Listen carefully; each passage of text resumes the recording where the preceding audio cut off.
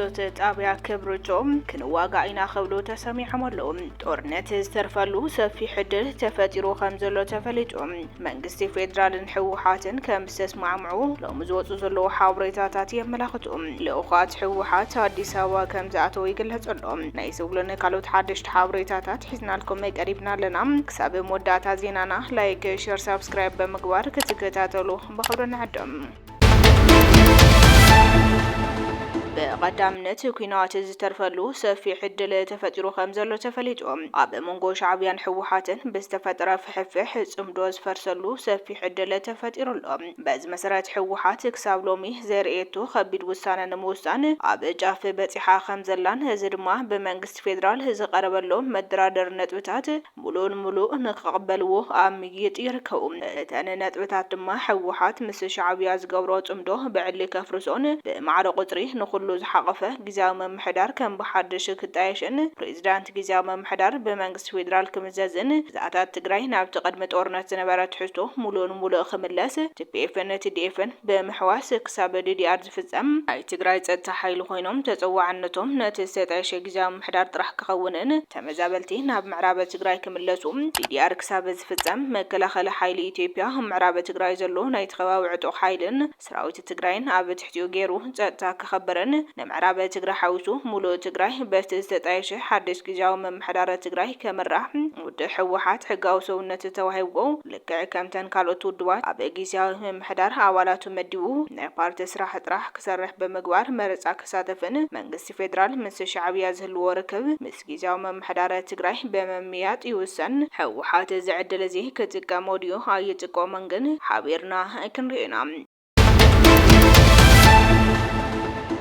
መንግስቲ ፌደራልን ሕወሓትን ተስማዕምዖም ሻዕብያ ወሪሩ ሒዝዎ ዝርከብ መሬት ትግራይን ኢትዮጵያን ንምምላስ ፕሬዚዳንት ጊዜያዊ መምሕዳር ትግራይ ጀነራል ታደሰ ወረደን ኣቦ ወንበር ውድብ ሕወሓት ዶክተር ደብረጽዮን ገብረሚካኤልን ብቅድመ ኩነታት ተስማዕምዖም። እዚ ስምምዕ ናብ ትግራይ ምስ ተመለሱ ከይቕየር ብቪድዮ ይኹን ብጽሑፋዊ ሰነድ ንኽትሓዝ ዶክተር ኣብይን ኣማኻሪ ፕሬዚዳንት ሚኒስትር ጌታቸው ረዳን ዘቕረብዎ ሓሳብ ክሳብ ሕዚ በቶም ካብ ትግራይ ዝመፁ ውሳነ ይርከበን። ዶክተር ደብረጽዮንን ልኡኻቶምን ብስልኪ ምስ ኣብ ትግራይ ዘሎ ጉጅሎም ን3 ሰዓታት እናተኸራኸሩ ከም ዝርከቡ ካብ ቤት ጽሕፈት ቀዳማይ ሚኒስትር ዝረኸብናይ ሓበሬታ የመላኽቱ። እቶም ልኡኻት ውሳኖም ፈጢኖም ተዘይቕሪቦም ቀዳማይ ሚኒስትር ኣብይ ኣሕመድ ተደራራቢ ስራሕን ቆፅራን ስለ ዘለዎም እቲ ዝተጀመረ ዘተ ክቋረጽ ከም ዝኽእል እውን እቲ ዝተረኸበ ሓበሬታ የመላኽቱ።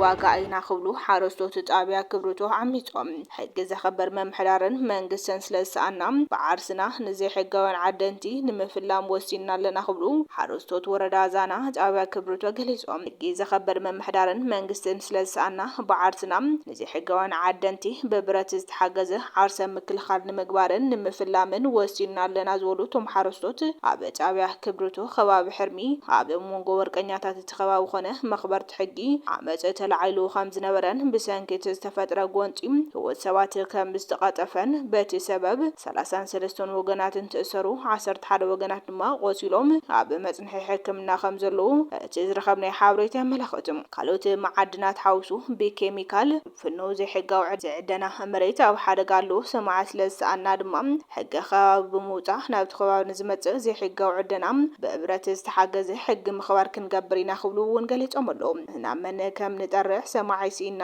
ቅድሚ ሓደጋ መብፅሑ መንግስቲ ሕዚ እውን ነቲ ፍጠር ዘሎ ፀገም ንምዕጋት ክበፅሐልና ይግባእ ክብሉ ፀዊዖም ኣለዎም።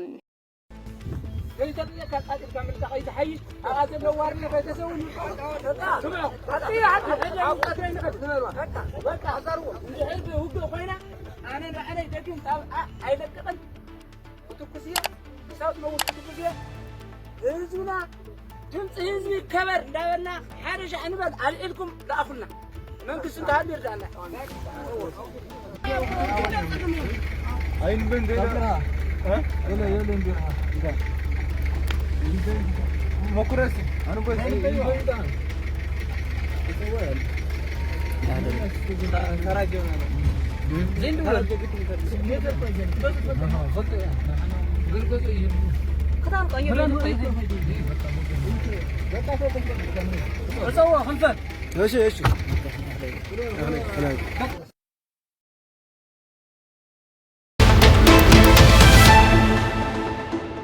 አዲስ ስታንዳርድ ሎሚ አብዘውጾ ጸብጻብ አብይ አንጻር ትግራይ ኩናት ክጅመር ምዃኑ ካብ ሓደ ዲፕሎማት ሓበሬታ ከም ዝረኸበ ገሊጹ ወታደራዊ ሓይልታት ምክልኻል ካብ መላእ ሃገር እናተንቀሳቐሱ ኣብ እዶብ ትግራይ ዓስኪሮም ኣዋርሕ ቁፂሮም ኣለዉ ካብዚ ብተወሳኺ ነዳድን ዝተፈላለዩ ኣቑሑትን ናብ ትግራይ ከይኣቱ ተኸልኪሎም ኣለዉ ኮነ በጀት እውን የለን ብሓፈሻ ንውግእ ምድላው ካብ ዝግበር እንሆ እሶምና ተሕሊፉሎም ስለዚ ኣብ ከምዚ ኩነታት ቅድሚ ሓደ ዓመት ኣይቴ ጌታቸው ረዳ ፕሬዝዳንት ኣብ ዝነበረሉ እዋን ምስ አብይ ዝተረኸብሉ ቪድዮ ኣካፊሉ አብይ ንትግራይ ዝከኣሎ ፈቲኑ ኢሉ ገሊጹ ነይሩ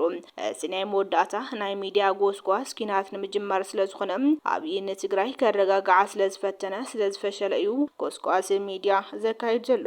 አብይ አሕመድ ድሕሪ ስምምዕነት ፕሪቶሪያ ኣብ እዋን ኩናት እውን ክቋረጹ ዘይግብኦም መሰረታዊ አገልግሎት ኔትወርክ ኤሌክትሪክን ባንክን ጽርግያታትን ጀሚርዎ እዩ ንኦነግ ኣብ ኦሮሚያ መቃቅላይ ቃለን ሰለስተ መራሕቲ ፋኖ ብምምዛም ፕሮፓጋንዳ ሰሪሕሎም በር ዝኾነ ረብሓ ይረኸበን እቲ ጌታቸው ረዳን ጀነራል ጻርቃንን ካብ ትግራይ ሰጊጉም ናብ ካልእ ኩናት ከም ዝጎዩ ገይሩ በር ንትግራይ ክቆጻጸር ኣይከኣለን መቃቂሉ ከዳኽም እኳ እንተፈተነም ኣብዚ ሕዚ ሰዓት ግን ትንፋሱ ዝሓጽር ዝመስል ክብሉ እቶም ዲፕሎማት ገሊጾም ኣለዉ لوقات حوحات ناب أديس أبابا خم زقنعو تفلتلهم لوقات حوحات ناب أديس أبابا كم زخدون مخديهم مخنات ما قداي سلام وين ما قداي دردر خم زخنة تفلتهم أب أديس أبابا زركو نبرتات تأمت ناب عداقة نوعال زكالهم نمجواريهم توم لوقات ناب منجستي فيدرال خيرهم تلهم فيدرال منجستي تأمت بجدي حامس يتوزم حادر زلو أكل حقاو كلنا زلو أكل بزي مخانو نبرتك شيء خنم كلوت أي خلل نزول الملسي وملهم تمالي عماسو سبار بزبل بيت صحفة تمت أبزقلت وحابريت أدمام بيت فردي فيدرال هابلا لتخصصتي أمبير وزن ورقزا وقدر العلو قبل ملسي يولهم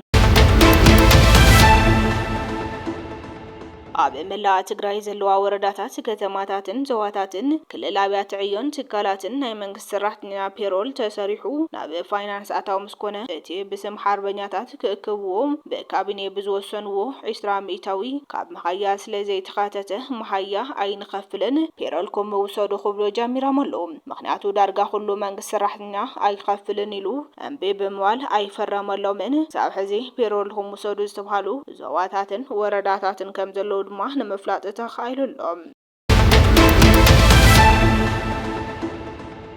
ቤት ዙፋን ብዝብል ቲክቶክ ዝፍለጥ ኩናት ኣድልን ስለዝበለት ጥራሕ ተጨውያ ተኣሲራ ዝነበረት ሓፍትና ብዋሕስ ወፅኣሎም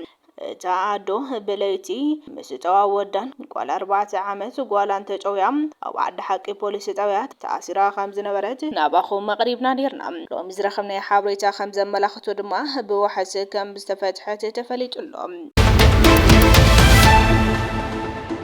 ተፈጢሩ ናብ ዘለው ጎይቂድና ኣይነእቱን ክብል ፕሬዝዳንት ኩርዲስታን ናሻርባን ባርዛኒ ገሊጹ ኣሜሪካን እስራኤልን ብሓደ ኢራን ድማ ብኻልእ ሸነኽ ብምዃን የካይዶ ናብ ዘለዋ ኩናት ከም ዘይዕደሙ ኣብ ኢራቅ ናይ ዘሎ ክፍሊ ህዝቢ ኩርድ ፕሬዝዳንት ዝኾነም ናሻርባን ባርዛኒ ገሊጾም እቶም ፕሬዝዳንት ተፈጢሩን ዘሎ ረስኒ ንምዝሓል ዲፕሎማስያዊ ጻዕሪ ከም ዝገብሩን ክልሎም ኩርዲስታን ናይ ሰላም ተዋሳኢት ኮይና ክትቀጽል ከም ዝደልዩ ምርጋጾም ኣናደሉ ጸብጺሁሎም ምስ ሚኒስተር ጉዳያት ወጻኢ ኢራን ዓባስ አራግጂ በስልኪ መዝራዎም ዝገለጹ ፕሬዝዳንት ባርዛኒ ንኢራንን ክልል ኩርዲስታን ዘራኸቡ ደባት ጸጥታ ከባቢ ንምዝራግ ዝደሊ ሳልሳይ ኣካል ንኸይጥቀመሎም ዘኽእል ምትሕብባር ንምግባር ምዝታዮም ተዛሪቦም ተፈጢሩ ዘሎ ወታደራዊ ቁርቁስ ዘዋው ዘይምርጋዕ ምፍጣሩ ዝገለጹ ሚኒስተር ጉዳያት ወጻኢ ኢራን ዓባስ እቲ ተርእዮ ዓለም ለኻዊ ሳዕብን ክፈጥር ተኽእሎ ከም ዘለዎ ኣነፂሮም ህዝቢ ኩርድ ብባዕላውን ዓለማውን ምኽንያት ኣብ ኢራቅ ኢራን ቱርክን ሱርያን ተበቲኑ ዝርከብ ሃገር ኣልቦ ህዝቢ ምዃኑ